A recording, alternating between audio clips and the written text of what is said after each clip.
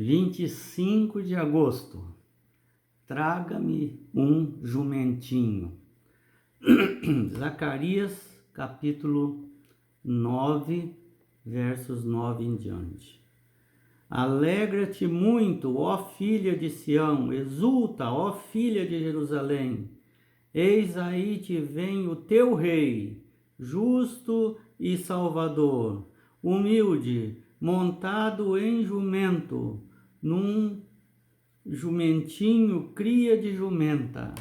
Destruirá os carros de Efraim e os cavalos de Jerusalém, e o arco de guerra será destruído. Ele anunciará paz às nações, e o seu domínio se estenderá de mar a mar e desde Eufrates até as extremidades da terra. Isso falando a respeito de Daniel 2, que fala que a pedra iria dominar.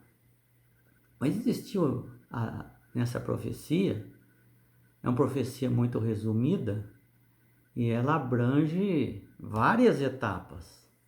A primeira vinda, a segunda vinda e também depois do milênio. Então veja que 500 anos antes que Jesus entrasse em Jerusalém, cumprisse essa profecia, Zacarias já estava preparando o povo. Então nós vamos em Marcos capítulo 11, vendo o cumprimento dessa profecia. Quando se aproximavam de Jerusalém, de Betfagé e de Betânia, junto ao Monte das Oliveiras, enviou Jesus 2 dos seus discípulos e disse-lhes: Ide à aldeia que aí está diante de vós, e logo ao entrar achareis preso um jumentinho, o qual ainda ninguém montou. Desprendei-o e trazei-o. Se alguém vos perguntar, por que fazeis isso? Respondei: o Senhor precisa dele e logo o mandará de volta para aqui. Então foram e acharam o jumentinho preso junto ao portão, do lado de fora, na rua, e o desprenderam. Alguns dos que ali estavam reclamaram: que fazeis soltando o jumentinho? Eles, porém, responderam conforme as instruções de Jesus. Então os deixaram ir. Levaram o jumentinho sobre o qual puseram as suas vestes, e Jesus o montou. E muitos estendiam as suas vestes no caminho, e outros ramos que haviam cortado nos campos. Então os que iam adiante dele e os que vinham depois clamavam: Hosana, que quer dizer, salva-nos agora. E depois, mais com a linguagem sendo aperfeiçoada, foi traduzida como louvado seja Deus. Hosana, bendito que vem em nome do Senhor. Bendito o reino que vem, o reino de Davi, nosso Pai. Hosana nas maiores alturas. E quando entrou em Jerusalém, no templo, tendo observado tudo, como fosse já tarde, saiu para Betânia com os 12. Então Jesus, durante todo o seu ministério, até esse momento, ele proibiu as pessoas de dizer que ele que fez o milagre, ele que ressuscitou, ele que expulsou o demônio, ele que fez o cego olhar, ver, o surdo ouvir, o mudo falar, ele que multiplicou os pães, os peixes. Então ele dizia: para o leproso, inclusive, vai lá, tranquilo, não fica alardeando muito. Por quê? Porque não tinha chegado a hora dele. Porque a inveja e o ciúme dos líderes fariseus iria antecipar a morte de Jesus. Iria prejudicar. Jesus ainda tinha que convencer o povo de que ele era o Messias. Segundo, e que ele daria sua vida pelos pecados do mundo inteiro. Ele ficou 3 anos e meio falando isso. E mesmo assim não entenderam. Eles achavam, como na profecia de Zacarias, que ele vai dominar o mundo inteiro. E isso não ia acontecer nesse primeiro advento. Ainda teria o segundo advento. Ainda teria o milênio, para depois o terceiro advento, já com os salvos dentro de Jerusalém. O primeiro advento ele veio por todas as pessoas. O segundo advento ele vem para os salvos, os justos. E o terceiro advento, depois do milênio, ele vem para os ímpios. Então, tudo isso estava projetado, mas eles entenderam que seria tudo ali naquele momento. E Jesus agora não mais proibiu eles. Já havia instruído de que eu vou para Jerusalém. Ali vou ser entregue na mão das pessoas. Eles cuspirão em mim. Eles me xingarão, me esbofetearão, eles me desprezarão e me machucarão até, e depois me matarão. Mas no terceiro dia eu ressuscitarei. Chegou o dia agora, chegou essa semana. Era Páscoa, ele veio para a Páscoa.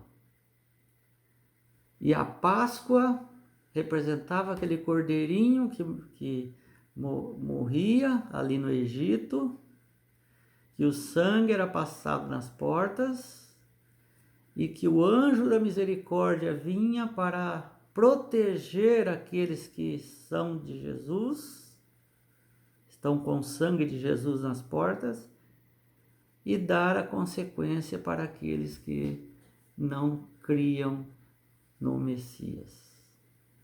Então agora o verdadeiro Cordeiro veio e chegou a hora de morrer. Então agora poderia falar abertamente, e tanto é que ele veio se demonstrar publicamente.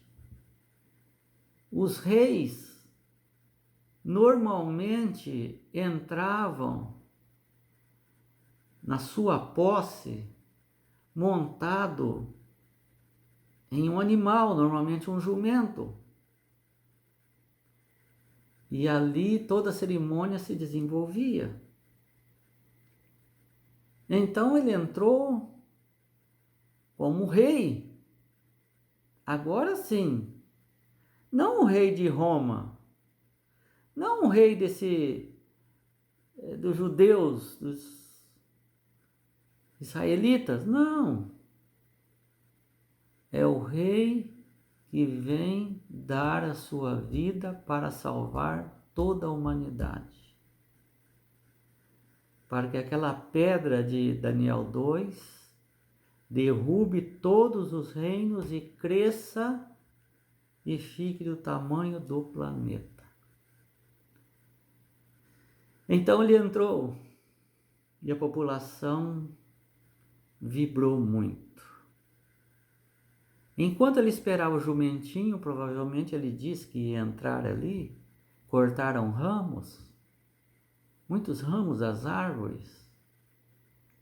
Ele ia entrar e ia direto para a igreja, para o templo. É interessante que os judeus sempre estavam atrás dele procurando um motivo para matar. Agora tinha um motivo. Ele veio ser rei. Entra como rei. A multidão está causando um alvoroço agora. Esse é o motivo para dizer ao governador que ele merece morrer, que ele está fazendo um levante aqui, um tumulto. Mas é interessante que não veio ninguém. Os fariseus não vieram. Eles estavam só entre os justos, os discípulos e aqueles que acreditavam. Tanto é que falavam assim: bendito seja aquele que vem em nome do Senhor. Louvado seja o nosso Deus. E eles caminharam, passaram por Jerusalém inteira ali até chegar no templo. E quando chegou no templo, nenhum problema houve. Nenhuma uma controvérsia houve. E ele então olhou e viu que estava tarde já. E disse: vamos para Betânia, que é bem pertinho ali. Foram para Betânia. Irmãos,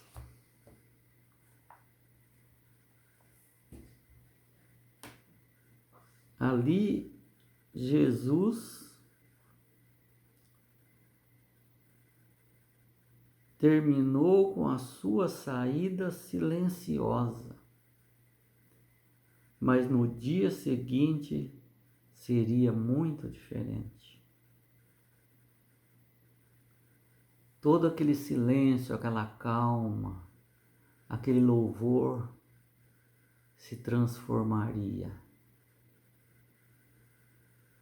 Pessoas que disseram bendito o nome do Senhor fugiria, fecharia suas bocas. Os discípulos que ali estavam correriam com medo e Jesus ficaria sozinho ali. Mas a entrada foi triunfal. Assim como Jesus na segunda vinda vem triunfalmente, na sua segunda vinda, colher os frutos de tudo que ele plantou, buscar os justos, deixar os ímpios e dizer: vinde bendito do meu Pai. Ele vem com toda a glória e todo o poder de um verdadeiro rei. E aí buscarão seus filhos e levarão para a cidade celestial, onde não haverá mais morte, nem pranto e nem dor. Durante 1000 anos estaremos ali, nos céus, e depois de 1000 anos desce a cidade santa, a nova Jerusalém, que será agora o trono de Deus aqui na terra. Apocalipse 21, 22, ele dá todos os detalhes. Novo Éden, ele desce, mas desce pela terceira vez e acertará as contas em definitivo com Satanás, seus anjos, as bestas e as filhas das meretrizes, que são aqueles que dizem: Senhor, Senhor, não expulsamos demônios em seu nome, não fizemos muitos milagres em seu nome?